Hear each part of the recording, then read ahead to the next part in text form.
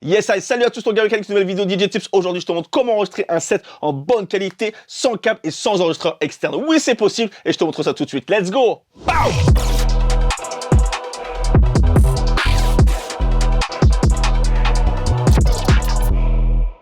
Yes à la famille Ton gars Mécanique, comment ça va? Installe-toi car aujourd'hui on est sur une nouvelle vidéo DJ Tips. On va voir comment s'enregistrer directement en interne, oui, rapidement mais sûrement. Surtout si t'as pas de matos, si t'as pas d'enregistreur externe, s'il te manque des câbles, parce que je sais que c'est compliqué à chaque fois de pouvoir s'enregistrer. Et surtout si t'as pas le matos adéquat. Cette vidéo elle est vraiment destinée à tout le monde, que tu sois DJ débutant ou professionnel, parce que j'ai remarqué qu'en fait pas grand monde savait comment on faisait pour s'enregistrer. Donc j'ai eu la question plusieurs fois, donc je me suis dit on va faire une vidéo. Et donc si tu galères à enregistrer un DJ set en bonne qualité, si tu sais même pas comment faire, ou juste tu te demandes quel accessoire, quel équipement il faut investir, t'es pas obligé. À partir du moment où tu as ton contrôleur, ta table de mixage et ton ordinateur, c'est possible, et tout ça en bonne qualité. Aujourd'hui je vais te montrer deux façons de t'enregistrer sans câble. Et là pour le coup je pense notamment à tous les DJ débutants, parce que si vous achetez un FLX4, un FLX2 ou tout contrôleur d'entrée de gamme, en fait vous disposez que d'une sortie. En général la sortie c'est pour l'enceinte, c'est pour le master, et après vous faites comment pour enregistrer?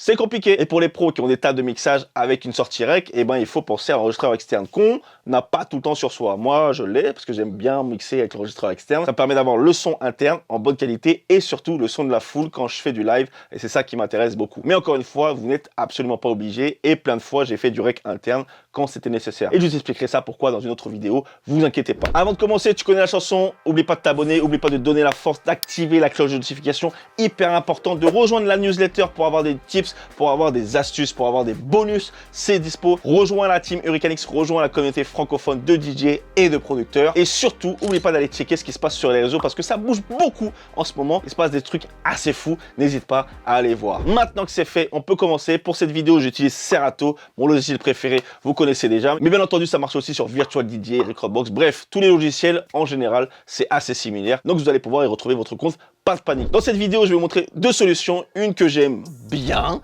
et une que j'aime mieux. Les deux marchent très bien, mais c'est une question de préférence et je vais vous expliquer pourquoi dans la vidéo. Vous inquiétez pas. Première possibilité, Serato dispose d'un enregistrement interne qui peut enregistrer directement votre mix depuis votre contrôleur, depuis votre table de mixage ou tout autre accessoire compatible avec Serato. Regardez bien en haut à gauche de la fenêtre de Serato, on retrouve pas mal d'options, notamment avec des fenêtres qui s'ouvrent et qui se ferment. Ici, on va appuyer sur le bouton REC qui va nous ouvrir une petite fenêtre. Regardez bien ce qu'on a. Ici, on a la possibilité d'enregistrer que le mix. Oui, parce que c'est le contrôleur FLX4. Par contre, lorsque vous avez une table de mixage, vous avez la possibilité de choisir la voix que vous voulez enregistrer. Faites très attention, parce que souvent, par défaut, ça va être mis sur la voix et ça va pas être mis sur le mix. C'est pour ça que moi... Bon, je vous explique après, mais je suis frileux là-dessus. Donc par exemple, là, je suis sur le FLX4. J'ai bien la piste mix qui est activée, donc je vais pouvoir enregistrer le mix entier. Juste à la droite, vous avez le bouton Rec Location, c'est où est-ce que vous allez enregistrer le mix, où est-ce qu'il va s'enregistrer. Moi, je le touche jamais. Vous faites ce que vous voulez, mais moi, je le touche jamais. Je sais que c'est dans le fichier Serato. Et en plus, il y a la crate automatique, vous allez voir, qui va se générer. Donc ça, c'est vraiment parfait. Ça, c'est quand même bien fait sur Serato. Alors juste à côté, on a le gain, c'est le gain d'enregistrement. J'y touche pas, je le laisse au milieu. Après, c'est vous qui voyez, tester en fonction de la qualité de vos sources, si vous avez besoin de plus ou moins de volume. Et après, on appuie sur Rec et on peut commencer à enregistrer.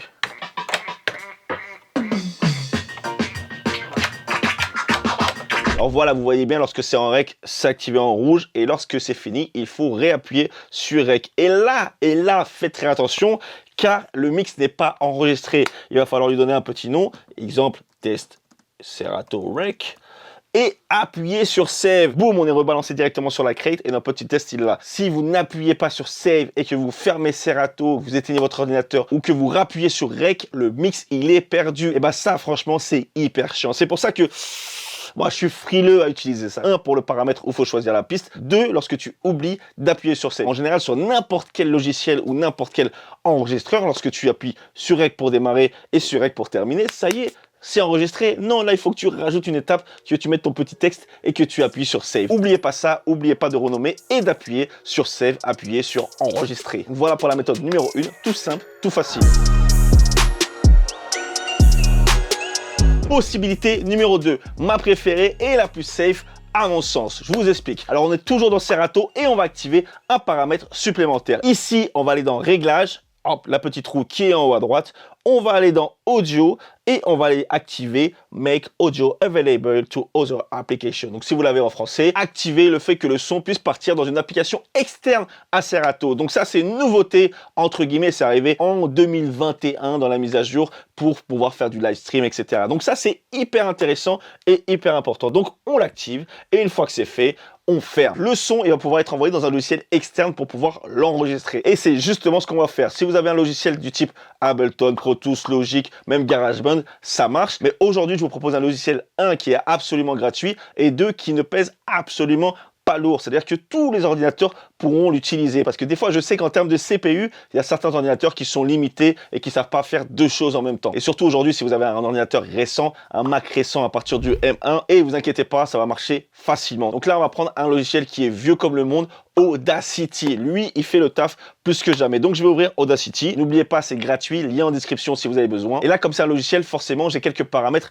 à vérifier. Comment on fait? On va aller dans Audio Setup, donc les réglages audio. Et nous, ce qui nous intéresse ici, c'est le Recording Device. D'où est-ce que le son provient? Là, il est avec mon téléphone. Je pourrais choisir, par exemple, le FLX4. Mais non, non, non. On a activé une super option qui s'appelle Serato Virtual Audio. Donc, je sélectionne Serato Virtual Audio. Et dernier paramètre hyper important, Recording Channel. On n'oublie pas que nous, on est en stéréo, droite et gauche. Donc, je vais choisir stéréo, oui, au lieu de mono. Parce que sinon, vous allez retrouver un signal mono. Vous allez être très triste et très embêté avec ça. Et une fois que c'est fait, ça y est, je peux lancer mon enregistrement. Je peux appuyer sur Rec. Boum, je vois qu'Audacity m'a créé une piste stéréo et je vais pouvoir commencer à mixer ou à scratcher. Let's go!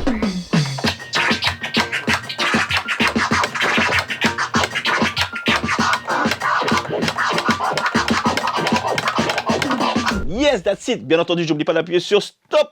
Voilà. Et là, ce que j'aime bien, c'est que je vois les waveforms, je vois tout ce qui se passe, je vois les ondes, je vois si j'ai enregistré fort ou pas. Grâce à un logiciel comme Audacity, je peux l'éditer, je peux le couper, déplacer et surtout, je peux utiliser des plugins. Oui, comme ça, pour l'export, je peux le gonfler un peu, je peux le compresser, lui rajouter du volume, ce qui n'est pas possible avec la solution numéro 1. Là, je vais l'exporter, fichier export audio et en plus de ça, je peux choisir le format et la qualité, soit en wave, soit en MP3, en FLAC, etc., etc. Donc voilà la famille, vous avez les deux solutions. Dites-moi celle que vous avez préférée, dites-moi celle que vous utilisez. La fonction numéro 1 dans Serato, dans votre logiciel intégré directement. Mais faites très attention parce qu'il faut vérifier les paramètres à chaque fois. Et surtout, il ne faut pas oublier de sauvegarder le mix. Ça m'est arrivé en fait tellement de fois où j'ai enregistré et j'ai pas sauvegardé le mix. Donc c'est pour ça que... Voilà, je suis frileux avec ça aujourd'hui, mais par contre, si vous avez l'habitude d'appuyer sur Rec pour terminer et de sauvegarder après, bah, il n'y aura pas de souci pour vous. C'est hyper intéressant, c'est hyper bien de l'utiliser, notamment quand vous êtes en plein mix et vous vous êtes dit « Ah, ça serait bien si j'enregistrais. » Bon, là, au moins, la fonction, elle est là. Vous appuyez sur Rec, vous appuyez sur Save, boum, c'est réglé. Là, vous la dégainez, c'est directement dans le logiciel, ça va vite et ça vous permet d'enregistrer votre set ou d'enregistrer juste une routine très rapidement. Mais encore une fois, n'oubliez pas de renommer et d'appuyer sur Save. Solution numéro 2, pour moi, c'est un peu la solution qualité, c'est-à-dire que je le mets là aujourd'hui dans Audacity pour vous donner un logiciel gratuit, mais en général, je le route directement, je fais un routine directement dans Ableton qui va me permettre d'avoir encore plus de niveau, encore plus de contrôle, où je peux router la voix de gauche, la voix de droite, où je peux mettre des effets, etc., etc. Bref, on peut faire des trucs assez poussés et je vous conseille de l'utiliser si vous êtes chez vous, si vous avez besoin de faire des routines ou des trucs assez balèzes, notamment de la synchro vidéo. Comme ça, vous allez pouvoir bien vous repérer, mais ça demande un niveau un petit peu avancé sur les réglages des paramètres selon votre logiciel, etc., etc. Voilà la famille, c'est fini pour le DJ Tips. Petite vidéo rapide, assez simple, mais vu le nombre de demandes que j'ai par rapport à comment on fait pour s'enregistrer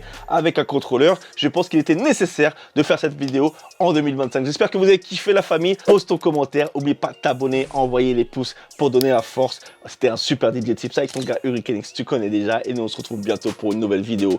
Peace la mif, ciao. Pouh.